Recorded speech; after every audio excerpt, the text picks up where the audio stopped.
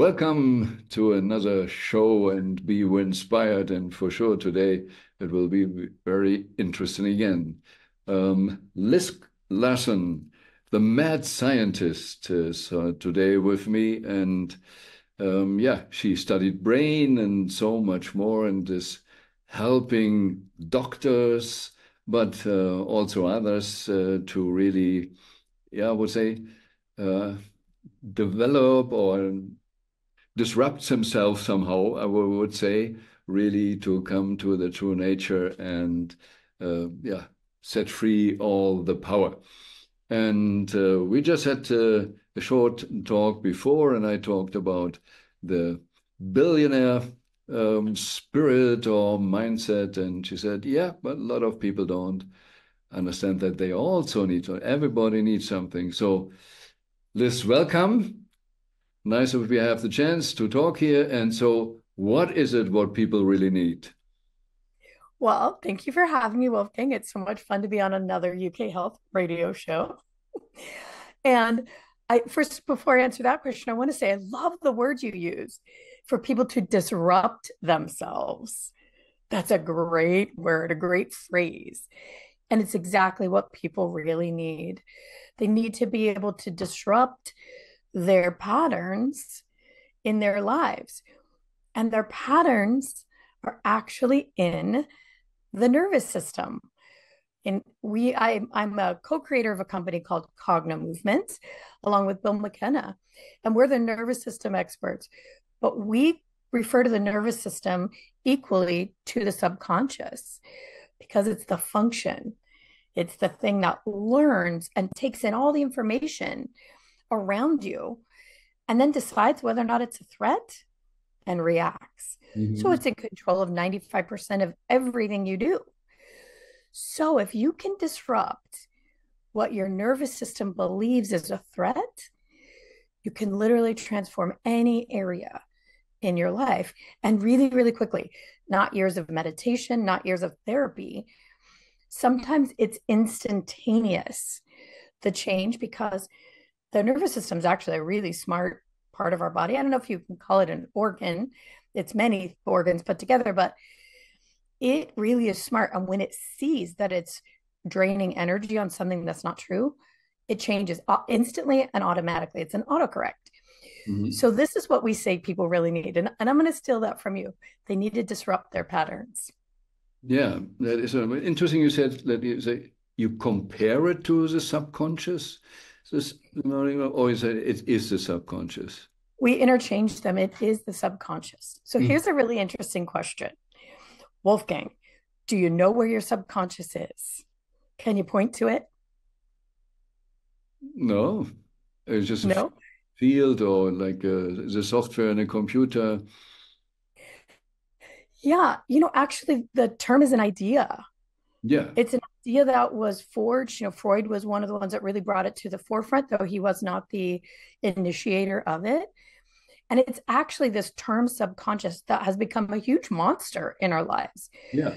Got your subconscious, your inner child, so hard to change. It's like arguing with a terrorist or a toddler. Yes. But where is it? You can't touch it. You can't feel it. You can't operate on it, Yeah. right? But it's actually describing a function of your limbic system, your nervous system. Um, Initially, the reptilian part of your brain that acts and reacts, Hmm. takes in information and decides, is that a lion on my butt or Hmm. not? Hmm. Right? Do I need to run, hide, get bigger than, get smaller than, fight? You know, that's the decision that this function in your body has to make. And that's the base of it. And it wants to Like keep as you you say, alive. it's okay, programmed over thousands of years, and now we have it somehow in the Mm. genes. Or if I add, I'm allowed to add the question because I have an idea to talk about like sub personalities. So we create a survival strategy, and then we start to give this more energy, and or we survive, and we give more energy on it, and then suddenly we identify us with this, and we create also then the different pathways. Yeah. And then we're in a trap because we identify with it. Yeah. Or is this the thousands of years, or both? It's all of the above. Some Mhm. of it comes from our genetics. You know, Mhm. there's an idea called genetic memory. And Mhm. this idea is that every person that you've ever descended from, there are fragments of their whole life. Some would argue that even past life memory is stored in your genetics, that there are people that you actually can reach out to through your genes and access their memories. So Is it we so do. interruptive? Is this when you say in the genes or I thought in the cells? It doesn't matter. But sometimes people say it, and I experience this, I guess, getting a massage. So someone was Mhm. working on my cells, and suddenly I had the feeling of, okay, where am I? Which century am I? Or what past life experience might that be? Yeah. Is that what you mean? Yeah, absolutely. So this is one of the basis of the things that Bill and I teach is that this idea of the subconscious, this idea of what creates who you are is stored in, well, obviously your genes, Hmm. every one of your cells in your body, not really in your mind. Your brain is more of an interpreter. It's more of a processor Yes. than the storage of memory. So you've got that. I really think you kind of decide who you're going to be in this life before you come your big chunks. Hmm. You know, who's going to be your parents? What town are you going to live in? What religion are you born into? Kind of set up your challenges. But because of that, you've got your family history, you've got your cultural history, and you've got some of this set up by genes. So all of that shows up in the little body you're born in. But very, very shortly after conception, this limbic brain starts to be formed. And its job really is to send signals throughout your body so you can move, so you can blink your eyes, so you can smell, hear, taste, touch, feel, right? But one of the biggest jobs it has is I got to prepare to keep this fragile body safe. So let's say that you are, you know, the fetus is maybe 6 months old and the mom drops a pan on her foot and screams bloody murder. Now the mom's body is filled with adrenaline and hormones, and there's sound and fear. So Hmm. that little fetus feels that constriction, feels an issue, and may actually encode pans are dangerous. You know, Hmm. think about this, Wolfgang. Where the heck do phobias come from? Hmm. Some people are just born afraid of spiders, born afraid of small spaces. So it's the nervous system preparing. So then you're born. There's bright lights. Somebody may have smacked you on the butt. I think they stopped that practice in the US now, right? There's noise, there's sound, and the nervous system is like, okay, am I safe? So those early moments, the system is gathering information. I know a child who was born C-section, and the attending, I don't think she was a nurse. She might have been a CNA in the US. In the US, it's like a nurse's assistant. And she took this baby and put him on the scale. And then there were lights, and his temperature kept dropping. Well, this child was literally screaming. I happened to be there when it happened, and screaming, and his hands were shaking, and his temperature is dropping. So I said to the young nurse in a commanding tone, pick that child up and wrap him. He's fully naked. He's going into shock. She said, oh, you think so? Yes, absolutely. Yeah. This little boy, was the pattern of his whole life. Hmm. If you asked him to put on his shoes because you were going to take him somewhere wonderful, he would go into full meltdown. And you could see his body doing the exact same thing. His body had learned general everyday things are massive, massive threats. So it's just a reaction that the nervous system has to what it thinks it perceives as a threat. Now, putting on your shoes to go Hmm. have pizza, that's not a threat. But Yeah. his system had been programmed. in a way that we would say is unresourceful. So that can be changed very quickly when the system is shown that, wait a minute, that memory was, here's what happened, not you were trying to be murdered. The Mhm. system deletes it very, very quickly. And it's very much like rewriting the past for people. The nervous system is very much a time traveler. It likes to reach back and worry about things in the past. We call this depression a lot of times, Mhm. or project those things that happened in the past into the future. And then we call that anxiety. Yeah. So the nervous system is always trying to do this thing. And for some of us, it can be crippling. We call it trauma. Mhm. Yeah, that was a lot. I know that was a lot of information. No, no, I'm totally go with it. Interesting is for me when you said they can change fast. Mm-hmm. You say the system change fast.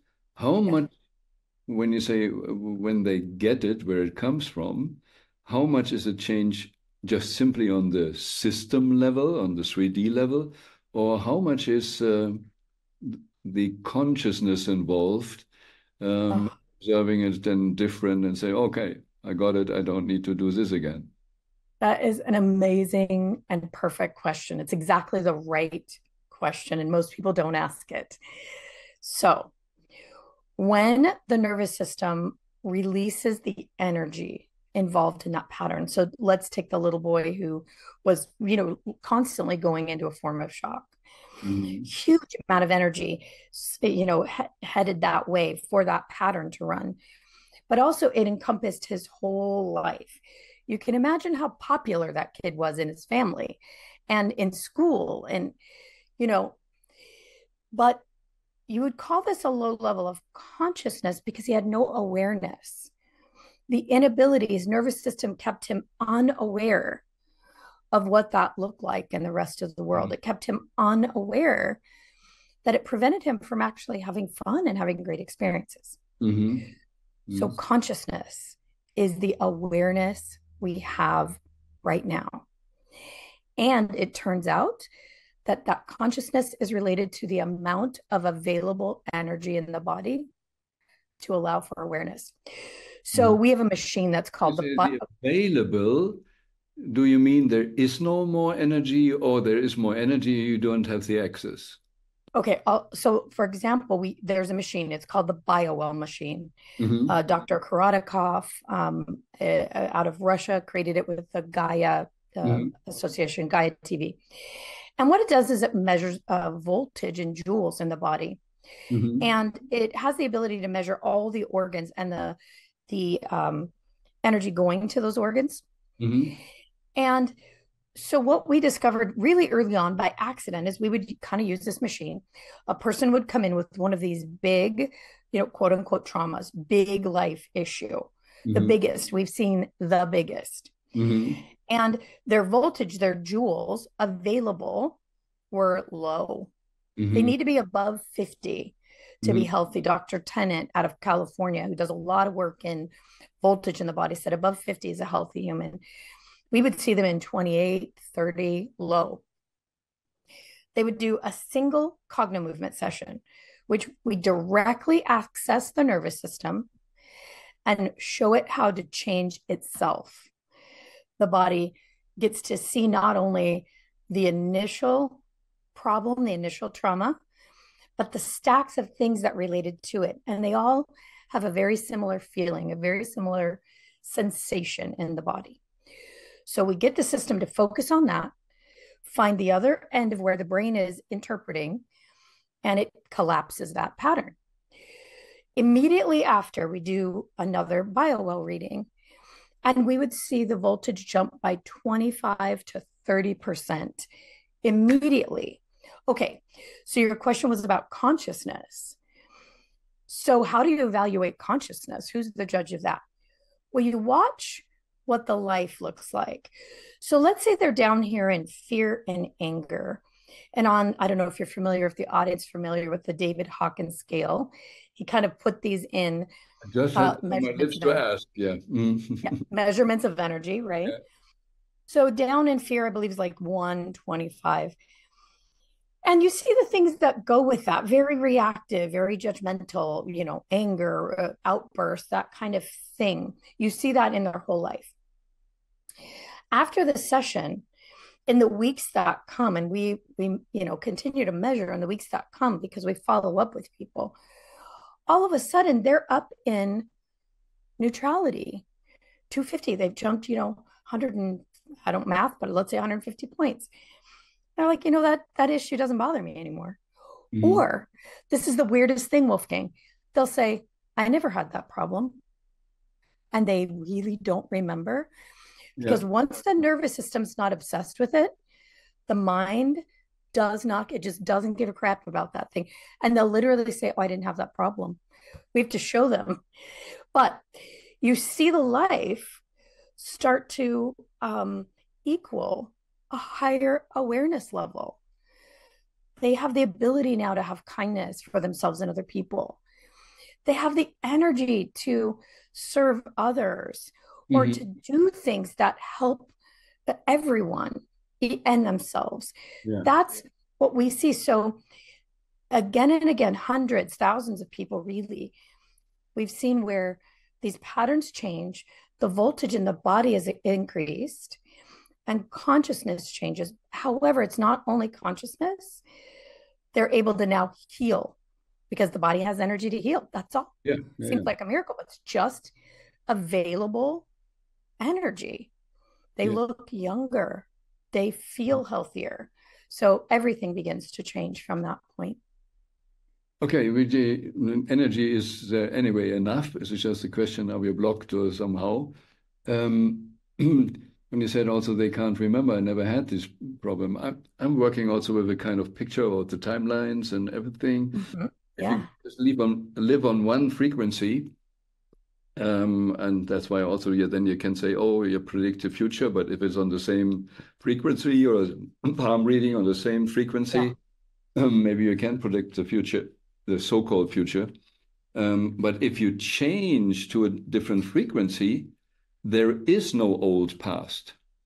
Mm-hmm. It changes everything. Yes, and that's why it's really the understanding that, oh, okay, I never had this problem. This frequency never had this problem from the other frequency. That's exactly the logic. Yeah.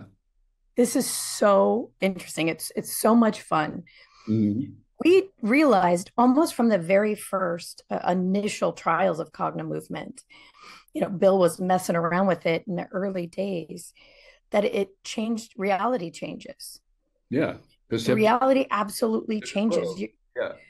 So, people started to come to us about relationships, oh, I'm going to divorce my husband. Oh, I'm going to divorce my wife. Oh, I can't stand my kids, Mm-hmm. And the person would come and we'd focus on they absolutely get to have their feelings about that other person and about the relationship. We call it letting the body tell the truth as the body sees it in that moment. You get to have it all. We never ask someone to be, more conscious or change their mind or, think positive, because it's the nervous system that's driving the thought process in the first place. So we let the nervous system have its day, let it see itself, and then it slowly changes. Well, it's quite fast, actually, in a session, an hour and a half. Mm-hmm. And all of a sudden, you see the person's color change, their eyes change, and they're like, oh no, I actually really love that person. And I've just seen that the thing I thought they did wrong to me, they didn't do that. Oh, and you know what else? Here's my part in it. So all of a sudden, the whole thing reconfigures. It's like the Matrix. It's like seeing the Matrix come together on a person's neurology. Everything changes in their body. And then the weirdest part is probably 50% of the time that person gets a call or a text or an email from the offending person saying, hey, I'm actually taking care of that thing you wanted me to take care of, or I just realized that thing I did might have been a problem and I'm so sorry for that. But what's weirder than that is people go home and all of a sudden that person in their life looks completely different. and Mm-hmm. they're acting completely different. Mm-hmm. And the relationship is completely different. I always say relationships are two nervous systems having a conversation. And where they run into each other, they do, and where they match, right? So now that relationship soup, that nervous system soup is completely different. And then in families where there's kids, the kids are different. We've had kids say, I like how my family is now. The, the whole thing changes. Mm-hmm. And it looks just like the Matrix. We believe like you do. You're literally actually shifting into a new reality because your whole vibratory state matches that new reality. Mm-hmm. But for those who can't dig into that, what it really is the reality according to you, how you're able to perceive the information coming into your nervous system is different. And the reactivity to it is completely different. Yeah. So, of course, you're changed. And when you change, everything that you perceive is also changed. It has to be that way. You used the term collapse. Are you familiar with DeMartini's, I guess, with DeMartini, John DeMartini's collapse process? And I don't think so. the problem is more the one polarity thinking. So everything must be bad. No, everything must be bad. And you don't see that we are here on a level where it can't be only one. It must be Right. one there too. And Yeah. at the moment you see both, and he forces him in a seminar or whatever to see the other side. Yes. And then if you see both poles at the same time, it collapses. And then you're in the middle, and then then you can see, oh, maybe I caused it also, or you see even so, suddenly the benefit in that they were like that. Mhm. Yeah. There's a neurolinguistic programming process. I have a background in neurolinguistic programming, and it's called self, other, and observer. And Mhm. in that process, they would have you stand in different locations Mhm. and see it from a different point of view. Yeah. Yeah. It's called there's also a process called psychogeography, and we use it in Cognomovement, but Mhm. not in such a psychological way. Yeah. We know that when you actually change position, there's hematite in the brain that actually Mhm. recognizes position in space, and it has the crazy ability to change your experience. To Mhm. so we will actually utilize that while accessing the nervous system directly. And here's what we know. Usually the problem that you're presenting with, people come and say, my problem is that my husband doesn't understand me. Mhm. So that's the problem. And most people believe that's the problem. It isn't the problem. The No, no. problem probably, Never said to learn, oh, I have the belief that my husband is a problem. Huh? yeah, but it starts way, way before that. I'll tell you a story that will illustrate this. It's a story that we have in our book. There's a book called Suffering is Optional. And it's one of the first stories. And it's one of those things that impacted me so completely to understand how these things get started in our lives and whether they're true or not true, real or not real. And Mhm. it's about a popsicle. A girl's life was ruined over a popsicle. She felt like she could not be loved. She could not maintain friendships. She couldn't maintain relationships. To this terrible relationship with her mother and sister, she'd had years of therapy. She was successful at work, very smart, you know, business savvy, but could not do relationships. The base of this story was, and she wasn't aware of it, unaware, but the body remembers that she wasn't given a popsicle when she was 4 years old, like at a picnic or something. Now, what people don't realize is on that day, maybe her underwear were too tight. Maybe she was hungry. Mhm. Maybe a kid had kicked her in the leg, you know, cranky as 4 year olds get. Maybe she needed a nap, right? So she comes, sits down at the table, and wants a popsicle right now, as 4 year olds do. But mom didn't give her a popsicle. Mom gave her sister a popsicle. Mhm. And the nervous system learned, I'm not lovable. My mom only loves her. Yeah. She doesn't love me. But it also was in fight or flight around being hungry and underwear too tight. Maybe somebody kicked her and maybe it was too hot outside. The body takes in the whole environment and Hmm. causes it to be an offense Hmm. if the system's in that state. So pile on that. The truth of the story was the mom, she did get her popsicle after she ate her sandwich. Makes perfect sense, right? But Hmm. her nervous system was already in that state. Okay, fight or flight, I'm not lovable. So fast forward, she goes to school and now she's 6. And maybe the girls she wants to talk to won't talk to her. Piles right back on top of that. Fast forward 12, maybe the boy she's interested isn't interested in her. Packs right back on because it all feels the same. So the nervous system stores it in a place. We just refer to it as stacks of things that feel the same. By that point, the nervous system is now looking for that threat. Where is someone not going to love me? Where is somebody going to hurt my feelings? Where am I going to be rejected? Yeah. And the body prepares for it. And now the body's literally emanating that signal into the field around the body, emanating it. So what's going to happen? You're going to attract that like crazy. It's going to hit you everywhere you come.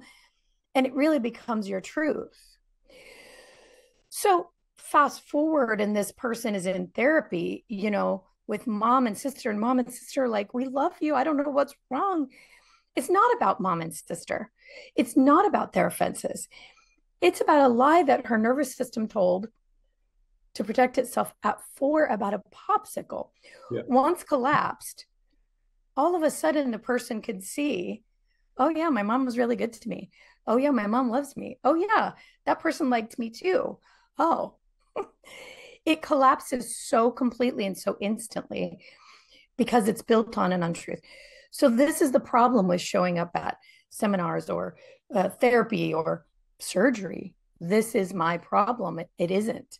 The Yeah. problem is the nervous system focusing on a series of things that probably were misunderstandings, errors, and just plain falsehoods. Um, whereas for you is it different? Because I had in my childhood an accident, or there was a situation. I was at uncle and aunt, and they had 2 daughters, and it was I was on vacation. Felt kind of lonely there, or the girls, and they had classmates, girls, and then they said, "Okay, we go in the cinema tonight, afternoon, I guess." And I said, "Oh," and they said, "You can come with us." Oh, and then they didn't came to pick me up. And Oh, oh no. I programmed that. And then they came 30 minutes later, and I was wrong with the time. Oh, oh, But I discovered years later that it was still in my system. yeah, Even the new facts couldn't solve it really. yeah, yeah. So where is the difference, or what is in your work that you make really the people realize it, and when they see it, that the changes? But it's not Yes, about, impact yeah. or.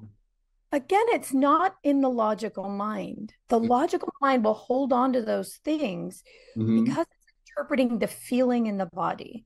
Yeah, So I could imagine that one as you yeah. told it. You're so excited to go, and then they forgot you. Hmm. And in that moment, and keep in mind that you have to take into consideration everything else that was happening in that moment. Were you hungry? Had something happened before? Did you not like the clothes you had on? Whatever. All of it adds up. So it's not the singular moment. And then the body builds a case that clearly, I'm not valuable or whatever it decides. So the feeling is there. And then, like I said, other things will add to it because the body wants to protect against that, right? Hmm. So how we go into the body is, what does that feel like physically? So, for example, I had a woman I worked with just a few days ago, last week, who her idea was, I've been cheated my whole life. I've been cheated. Hmm. And you know that that feeling was in her knee, and that knee had actually been replaced because she couldn't stop the pain. Hmm. Even after it had been replaced, Yeah. it was so painful. In the session, the pain was gone completely. And then when the body stopped sending that signal, I've been cheated, to the brain, for the brain to interpret, all of a sudden, again, it's amazing to watch their face. The clouds clear, and you see their eyes move up like this into ideas and inspiration, this part of the brain. And she said, "Oh my God, I have cheated myself Hmm. all these years," which is massively powerful because then it means that she has control of that. She can change that. Hmm. Nobody else can ever do it again because she has control. Yeah. So it's really not about changing the mind. The mind is a side effect of the body changing the sensation that it carries around the The subject. results you share is gives me at least the thought, or it's not an analogy, but just as my thought, and ask a question. People who say I have a near-death experience, they Uh-huh. suddenly also see the world. So they, whatever happens, they give up this one polarity Yeah. thinking.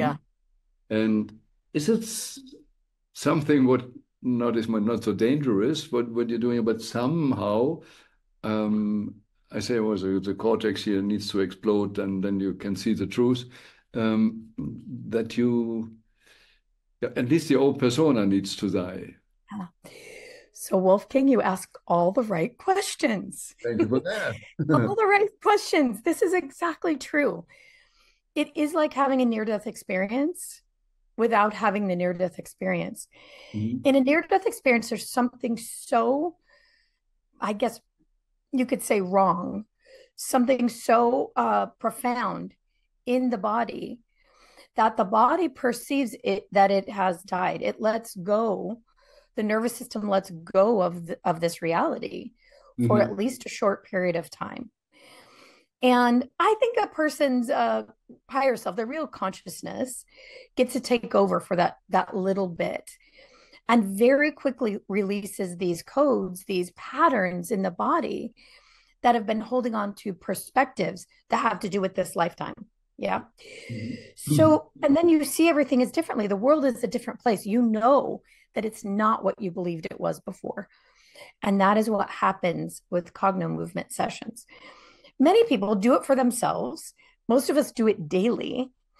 We don't put up with our own junk. We realize, oh, I have a feeling about that. Doesn't feel good. Ah, that is literally just my nervous system pulling a fire alarm where it Mhm. doesn't belong. Yeah.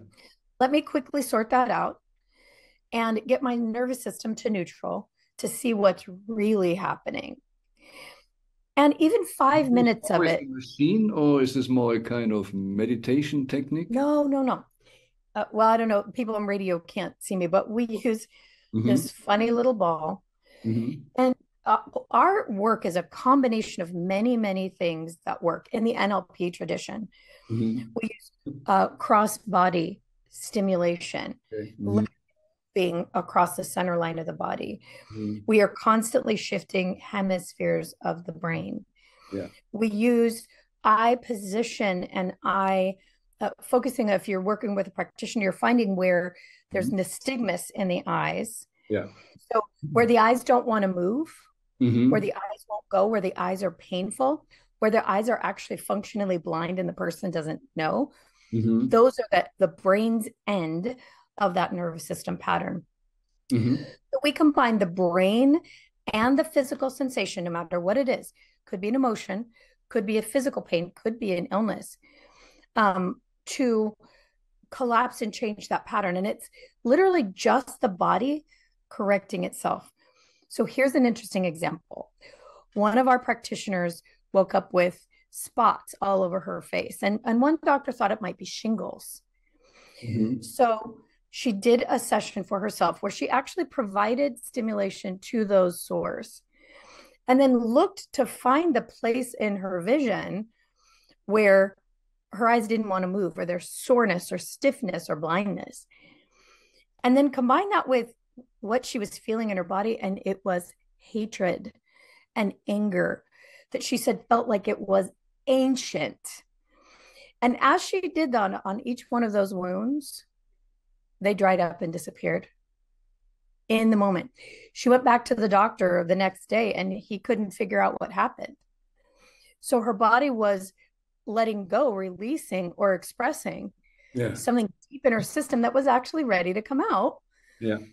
And she did that. So our work is this combination of many, many things that access the nervous system directly. Mm-hmm. It's like a toolkit. There's hundreds of tools Mm-hmm. that you put together, you know, to outsmart the nervous system to get it to look at itself. So it's very individual, the work. No, we do it in groups. In fact, our biggest event is called Cogno Conscious, where we work the Hawkins scale from Mm-hmm. shame to enlightenment, clearing, Yeah. the major chunks out of a person's body over 5 days. We do it in groups online all the time. Actually, COVID taught Mm-hmm. us that we could do it in groups and we could do it online early in 2020. Before that, we did think it was very individual. Yeah. But no, it can be done in groups. A person just has to have a little bit of basic knowledge about some of the moves that we do and be able to mirror them. Whoever's coaching, mirror them. But most people eventually learn to do it for themselves. And it's just a little daily practice, 5 minutes, 2 minutes, 1 minute, to kind of keep themselves current, present, not in the past and not in the future, their nervous system now. So all of that voltage, all of your human power, all of your higher self is focused in right this second, which, as Eckhart Tolle said, the power is now, right? The power of now. Yeah, well, I think there's anyway a big misunderstanding. Where else should it be? People say, "Oh, you need to be in the here and now." Yeah, where else can you be? Yeah. Yeah, you can maybe in the here and now think about the past, but you can't go to the past. Yeah, it's always now. It's always now. Always. But Yeah. you have people really, really argue for their limitations. Oh, yes. You need I to can't protect them. be, yeah, I can't be who I came to the planet to be because I was traumatized as a child. Mm-hmm. I had a bad family. People see me as this or that, Mm-hmm. as though that has an actual physical restraint on their life. Yeah. It does functionally, in that the nervous system will keep you in that place. Yeah. It just wants to keep you safe and alive. It's not a monster. Yes. It's doing a good job. It's just keeping you safe from something that doesn't really exist Exactly. now.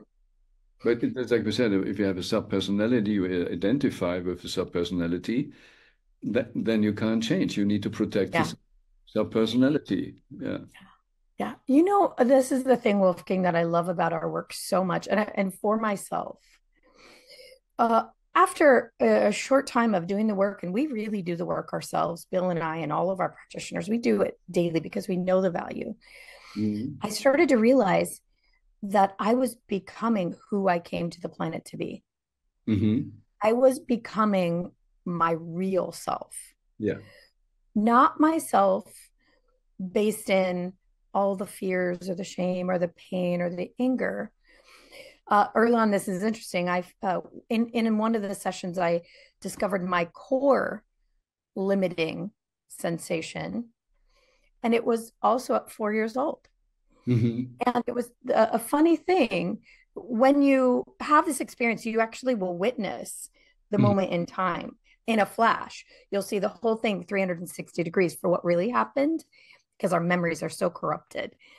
But there is an eidetic memory. Each of us have one. We just can't access it most of the time. And this work helps the access. And I saw the moment where I was probably saying something weird. I was a weird little kid, could see lots of things that other people couldn't see. Mm-hmm. And maybe I was talking about that. And Mm-hmm. I could see the fear on my mom's face. It was a wonderful mother, super loving human, afraid of a lot of things though. And I saw the fear on her face. And more than that, I felt the impact of her fear in my little body. When you're 4, you think you are your mom, really. And she said, "Don't say that. Don't be ridiculous." Mm-hmm. My core limiting belief was built on a feeling of don't be ridiculous. Mm-hmm. I mean, that's not good. No. Yeah. Even though I achieved a lot of things in my life, I'm a really proactive human, there was always this underlying feeling of maybe this is ridiculous. Mm-hmm. Maybe this is stupid. Maybe I'm wrong. And the minute that cleared, it's like, whoa, whoa, freedom, Mm-hmm. freedom. And I there's not even an explanation for what it did to my mind. My mind just doesn't function in that way anymore. Yeah. So it changes consciousness, it changes reality, and it helps you become who you actually came to the planet to be. And Wolfgang, I believe, and I know Bill does too, that many of us, like you and I, came to the planet to actually affect real change. Mm-hmm. We know that if we can do this work for one human, that one human will affect about 1,000 other people in Yeah. many little different ways. Yeah. You know, you multiply that, that's a real force multiplier on the planet. So, those of us who came to the planet to serve others, we need to be who we came to be on the planet. We need to be full power. When you say over from collapse and everything, and you find now your true, Mm-hmm. um, when you do the process, or like I said, I identified with the sub personality, the effect is then to realize the duality of consciousness and body. So suddenly I realize I'm not my body, I have the body. That's what I understand. And now I see the true self, and I'm planet Earth. Okay, I choose the body, otherwise I can't. Mm. And that's why I'm have a different relationship to my body also, to my Yeah. nervous system.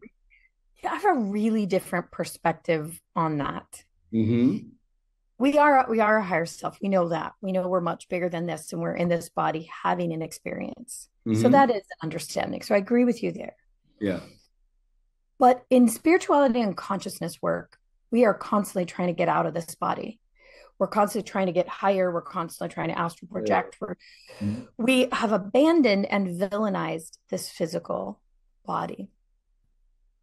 But Wolfgang, this particular set of cells that has collected into what appears like a physical body chose to co-create with us Yeah. when these bodies were formed. Yeah. We are in this together. The body chose and we chose, and every cell, which is actually a whole universe in its own, Mm-hmm. is collaborating to have this experience. There Mm-hmm. is so much information to be had in one cell of Mm-hmm. our bodies that when we're able to dive down and actually communicate with that cell, universes, galaxies open up to us. Mm-hmm. So I think there is that basic understanding in consciousness work that maybe we do have a higher self and we're not the body, but this body, when we learn how to utilize it, we have so much power. And that's the thing that Bill and I keep doing. We keep focusing people back to get the information, get that galactic information, change reality, change literally how the universe is experiencing through ourselves. The universe is literally experiencing Yeah. through us. If you can change that, make it, clean it up a bit, remind those cells, hey, we actually have all this energy to do and change, then we have real power.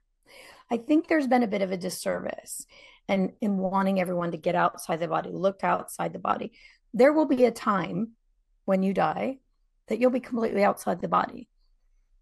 But you came for a purpose, you came for a Yes. reason, you came to have an experience. So Yeah. we really utilize everything that this physical body has for us in terms of creating an experience, having an experience, and expanding the universe around it. I Yeah. know that's a heady idea. No, no, I'm totally agree with this. So I said you can say, well, this is one organism. If you take a company, it's the same organism, and the company you run the company best if you really co-create with your employees. Yeah, it's always Yeah. some politicians should get this concept. Yeah, right. That would be really good, wouldn't it? Yeah. But it's also like you said, if the cells accept everything and not really going in their potential anymore, then okay, Yeah. you invite every government who can, yeah, treat you as slaves. Mm. Yeah. I like to say that ourselves, for this physical body, we are our inner thoughts, our anything, we're the voice of God, Yeah, right? They have their own autonomous connection with the universe. That's true. But we're in charge of this thing, and what we think and how we feel yeah, forms the health of those cells, informs how they reproduce, informs our aging, informs our illness, and informs everything. yeah. So it's very difficult to change the mind and change our thoughts if you can't change the way the nervous system functions around them. When you do, then you're free to actually have this conversation with your cells, really speak to the body in a way that is Mm. creative and generative. Hmm. When you say, or you use the word God, um, Mm-hmm. mm, the whole world is waiting. One day Messiah is coming back. So they're looking on the outside. Uh, Yeah. and I guess in these terms we can agree. Yes, he might come, but he comes through us. Oh, we are it. We need to live it and prepare to be it really. Mm. Yeah, I don't know if you're familiar with Abraham Hicks, Esther Hicks, who channels Abraham. And I Mm. don't know if they're true or not true, real or not real. I just sometimes really like some of the things they say. One of the things they say is you are on the leading edge of creation. Yeah. I never understood it until this work, and I realize Hmm. that we literally are that universe looking through this experience. What if I try this? What if we do that? Yes. What if I say this? What if it's that color? What if we, right?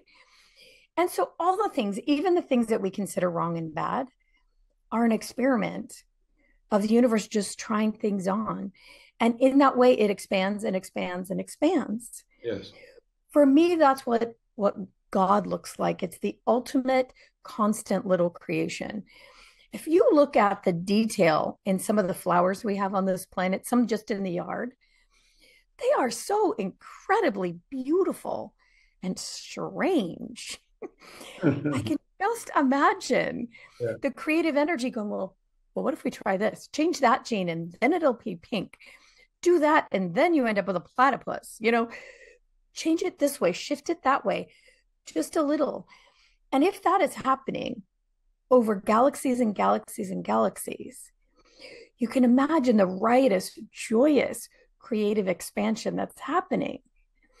For me, that's a whole lot um, more joyful, Hmm.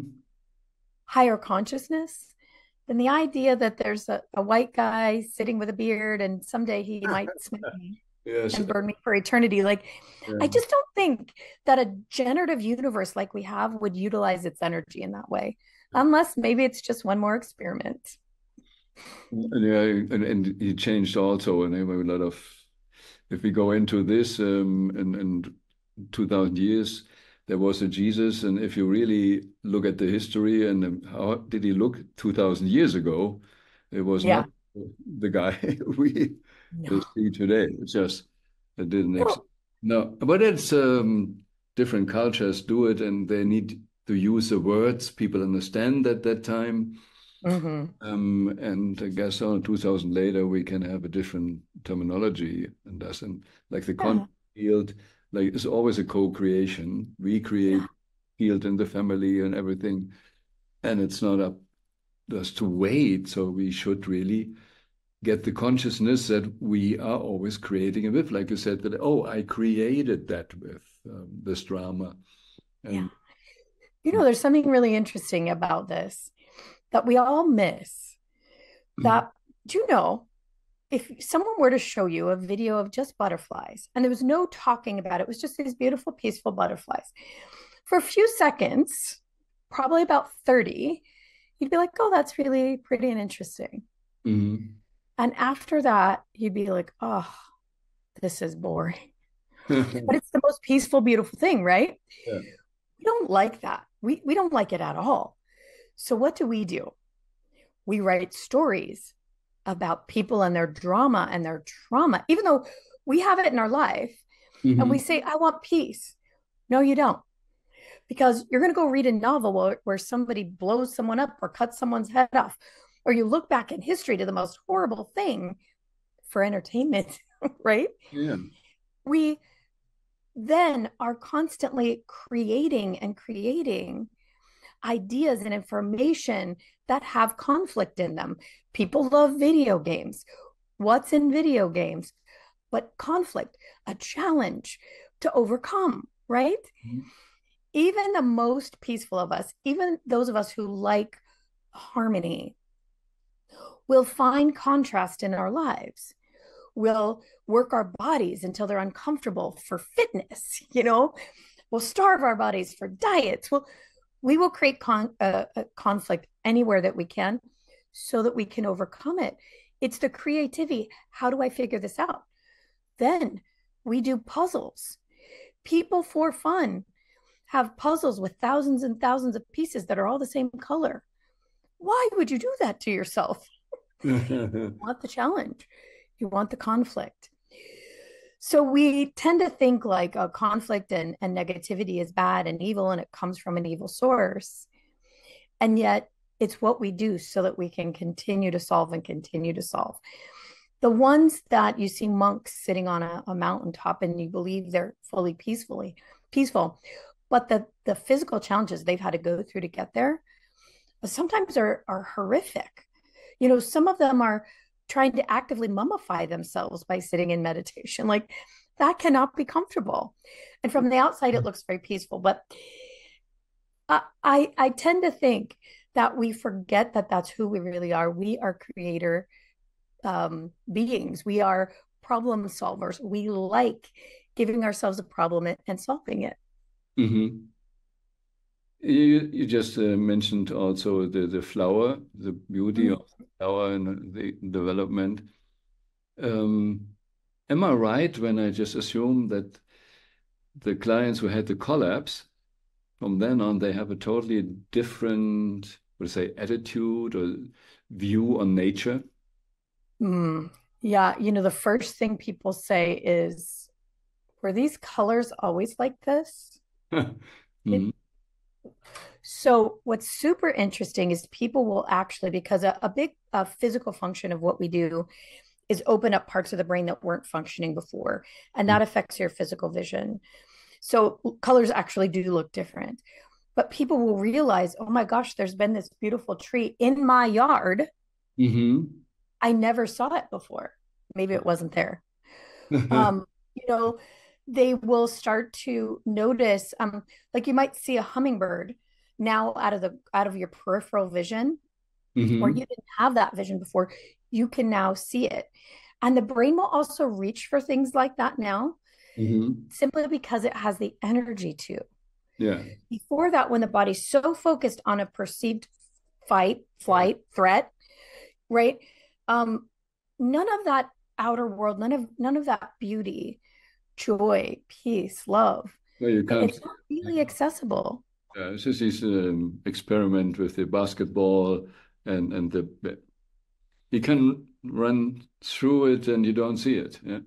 Oh, Yeah, who looks sometimes for the keys or oh, right. all the time direct in front of me. Yeah. Exactly. Yeah. Yeah. Do you know that we can only see about 1% of the total light spectrum with our eyes? Cognimovement actually increases that a bit. Mm-hmm. I'm sure it's fraction of a percentage, but it really makes a difference. But consider, Wolfgang, if you could see even 5% more, 10% more of the light spectrum, what would be standing right next to you? Yeah. What's sitting on your head? What's right here? Right? Yeah. So, one of the funny things that happens, especially at the event, our Cogno Conscious event, because, people as a group they're in each other's energy soup, in each other's nervous system soup.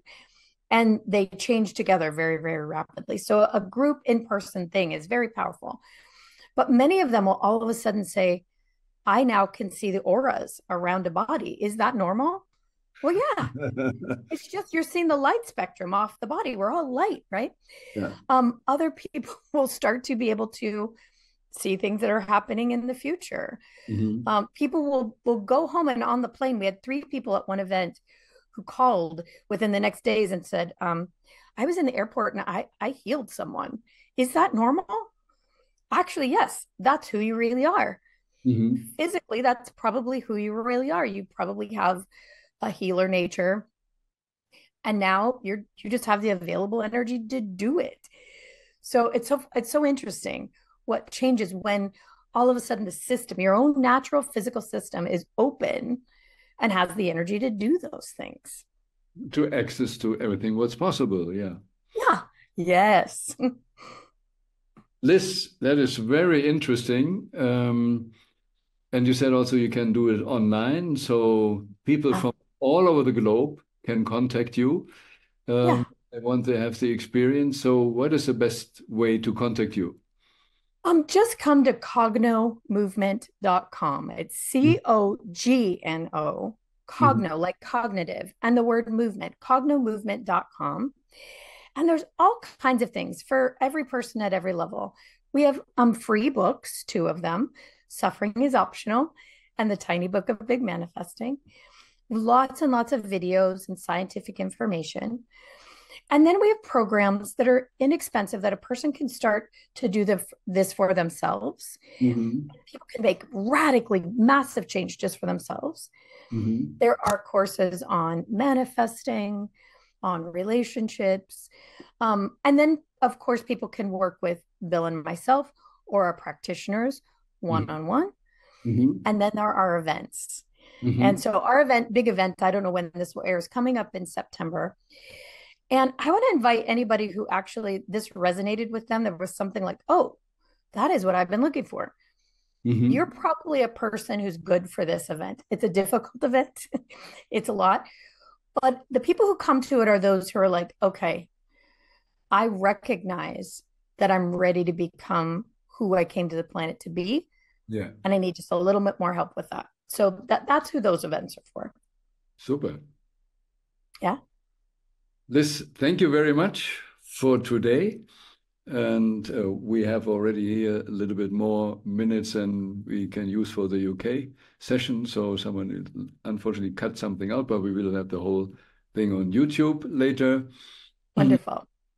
And I'm really curious and will contact you, but we don't need this in the recording for my personal experience. I love it. I'm happy to do it. Bill's happy to do it. I just want to thank you, Wolfgang. This was a really fun interview. I loved your questions. They were so good. Thank you, and thank you for the work you are doing.